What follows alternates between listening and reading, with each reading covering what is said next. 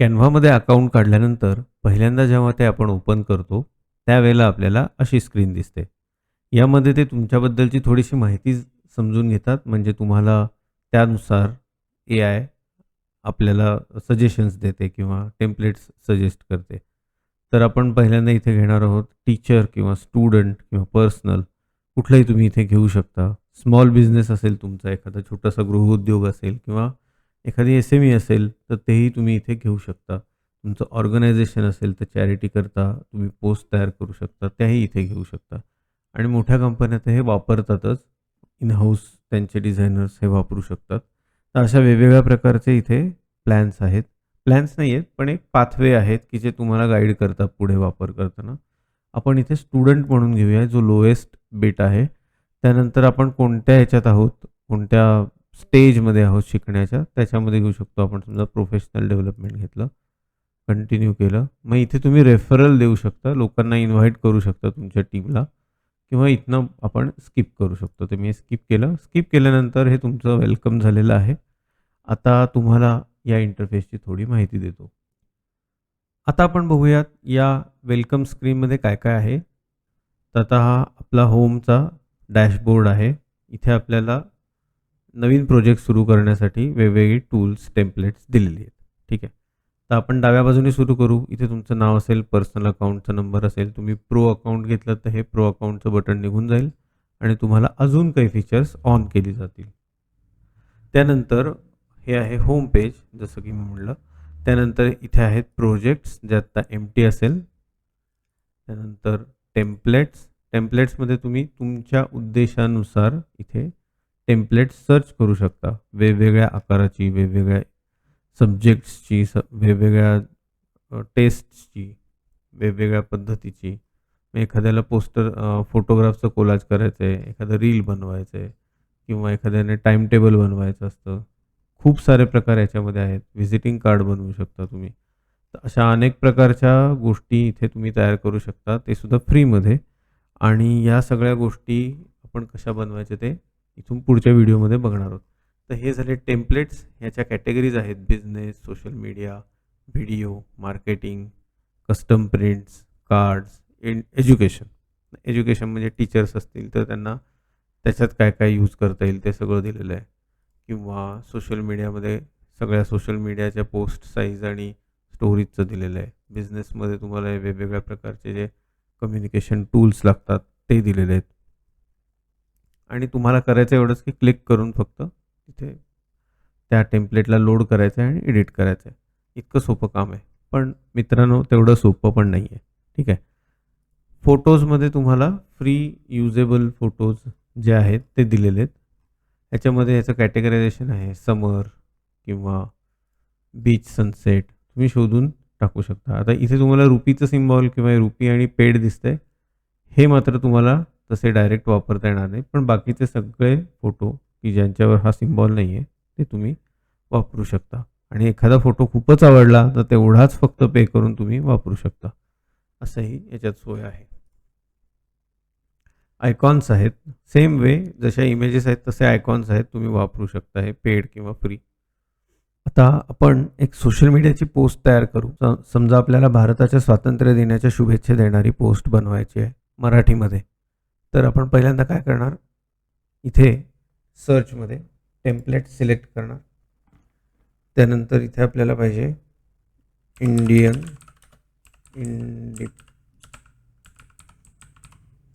Day. Search मारलं, Indian independence day किंवा तुम्ही डायरेक्ट 15 ऑगस्ट टाकू शकता. सगळ्या पोस्टला व्यवस्थित टॅगिंग केलेलं असतं, त्यामुळे सर्च येतो. या बघा, एवढ्या सगळ्यात रेडी पोस्ट आहेत. इंडियन इंडिपेंडन्स डे ह्याच्यावरती जास्त येतील, कारण इंग्लिशमध्ये ते जास्त रिलेव्हंट आहे. आणि आपण वेगवेगळ्या पोस्ट इथनं बघू शकतो की वेगवेगळे टेम्पलेट्स आहेत, रेडी आहेत. आणि आपल्याला फक्त त्याच्यात तुमचा लोगो टाकणं किंवा एडिटिंग एवढंच करायचं आहे आणि आपलं काम होणार आहे.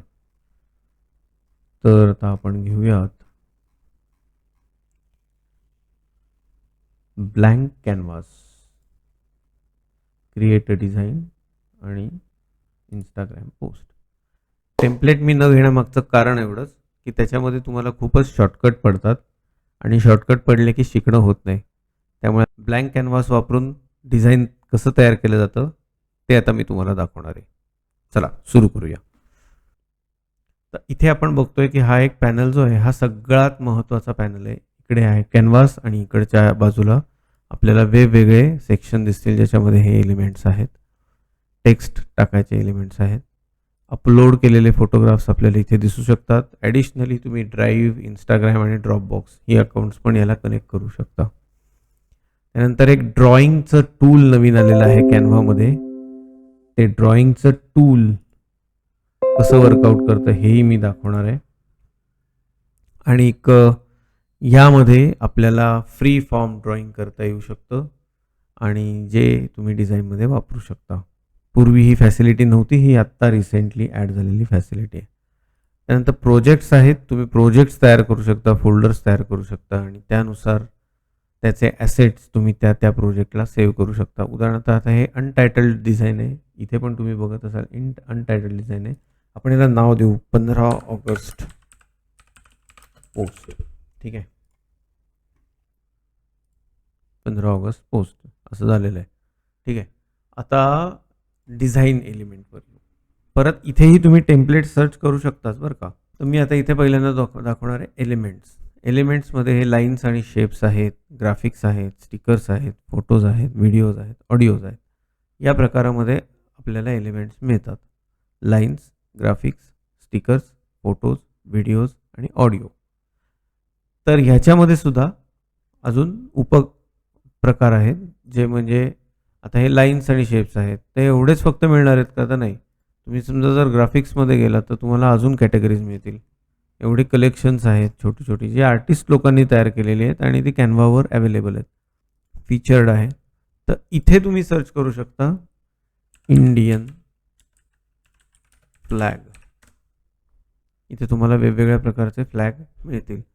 आता मी हा फ्लॅग मला आवडला म्हणून घेतला आहे, पण तुम्ही नीट जर बघितलं तर आपल्या फ्लॅगवरती हे असं क्रॉस आलं आहे. तर ह्याचं कारण काय आहे? तर ही पेड फीचर आहे किंवा पेड इमेज आहे. आपल्याला पेड इमेज नको असेल तर आपण एक तर कॅनव्हा सबस्क्रिप्शन घेऊ शकतो किंवा फ्री इमेज वापरू शकतो. तर आता आपल्याला इथे समजा ही इमेज एक आवडली मला, तर मी इथे ही ॲड केली. कारण आपला स्वातंत्र्याचा तो एक उत्सवच असतो ना, तर आपण उत्सवाला तोरणं लावतो, त्यामुळे तोरण लावलं. आणि ही एक झेंड्याची इमेज मला आवडली, ती पण मी घेतली. तर अशा प्रकारे क्लिक करून किंवा ड्रॅग ड्रॉप करून आपण या गोष्टी इथे आणू शकतो. पण आता तुम्ही बघताच आहात की मी नुसतं क्लिक करून त्याच्यावरती आपल्याला हे ऑप्शन्स येतात. व्हायलेट कलरची एक आउटलाईन येते आणि क्लिक करून मी असं ड्रॅग करू शकतो. त्याचबरोबर म्हणजे हे मूव्ह करण्यासाठी किंवा हलवण्यासाठी आपल्याला हे टूल मिळतं. त्याचबरोबर हे कॉर्नरला जे डॉट्स दिसत आहेत ना, प्रत्येक फोटोच्या किंवा इमेजच्या तुम्हाला कॉर्नरला दिसतील. हे डॉट्स म्हणजे त्याचे स्केल पॉईंट्स आहेत. तुम्ही छोटं मोठं करू शकता आणि तुम्ही हेही बघू शकता की ब्लॅक कलरच्या पॅचमध्ये विड्थ, W फॉर विड्थ आणि H फॉर हाईट अशी आपल्याला पॅरामीटर्स दाखवतो आहे. विड्थ कशी कमी जास्त होते ते आपण बघू शकतो. ठीक आहे, आता हे सिलेक्ट केल्यानंतर इथे एक वरती काही ऑप्शन येतात. हे आहे डुप्लिकेट. तुम्ही अजून एक डुप्लिकेट तयार करू शकता आणि डिलीट करू शकता. प्लस या 3 डॉटच्या मेन्यूवर गेल्यावर आपल्याला हे ऑप्शन्स मिळतात. हे काय काय आहेत ते आपण पुढच्या व्हिडिओ बघणार आहोत. आता आपण यातनं एलिमेंट्स जी घेतली आहेत ती वापरून आपण एक डिझाईन तयार करू. तर आपली ही जी फ्रेम आहे किंवा जो हा कॅनव्हास आहे, या कॅनव्हासचा बॅकग्राऊंड कलर आपल्याला समजा बदलायचा आहे. तर तो कसा बदलता येईल? तर ह्याला पहिले मोकळ्या जागेत क्लिक करा. त्यानंतर वरती इथे ऑप्शन्स येतात.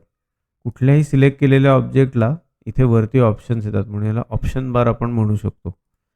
तर ह्या कॅनव्हासला सिलेक्ट केलं आणि त्याला ऑप्शन जे येतात ते बघूयात.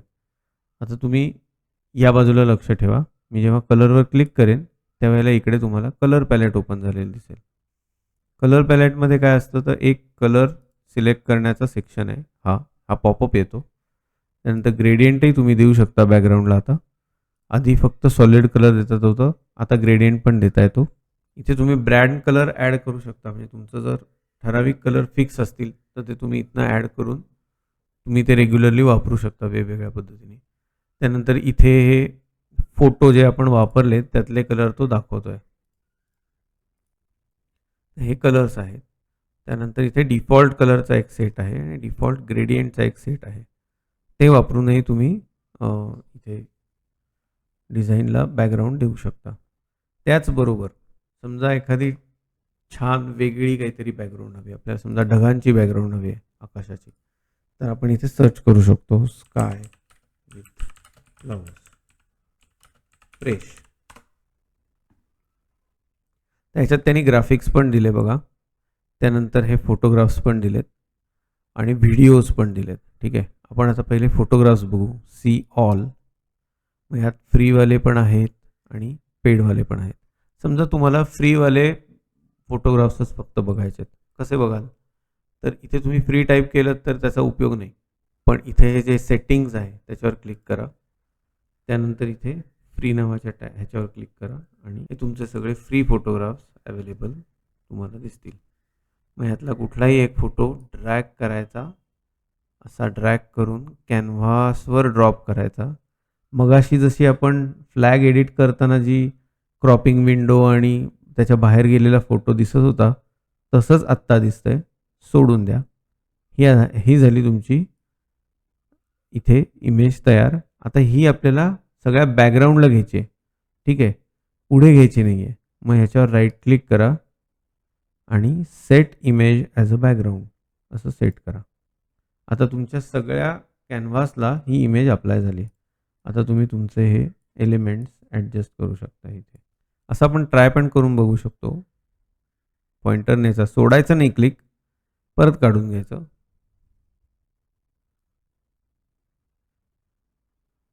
हे ठीक आहे. ठीक आहे, याच्यावरती उठूनही दिसतंय. आम्ही झेंडा इथे स्केल करून लावला. आता आपल्याला याच्यामध्ये टेक्स्ट ॲड करायचा आहे. तर टेक्स्ट ॲड करण्यासाठी हा आहे टेक्स्ट सेक्शन टी, किंवा आपण टी पण टाईप करू शकतो. टी समजा कीबोर्डवरती प्रेस केलं तर आपल्याला हा एक ऑटोमॅटिक टेक्स्ट येतो, ज्याच्यामध्ये हे मूव्ह टूल आहे, रोटेट आहे आणि ह्याला आपण लिंकही देऊ शकतो वेबसाईटची एखाद्या किंवा एखाद्या पेजची.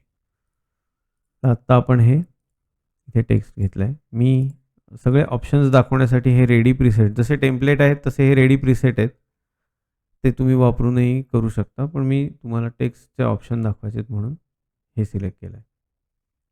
आता टेक्स्टचे ऑप्शन्स काय काय आहेत आणि त्यांनी आपण काय काय बदल करू शकतो, कुठले कुठले फॉन्ट्स वापरू शकतो, मराठी फॉन्ट कुठले आहेत, हे सगळं आपण बघूयात पुढच्या व्हिडिओमध्ये. या चॅनलला तुम्ही जर नवीन असाल तर चॅनल सबस्क्राईब करा, लाईक करा.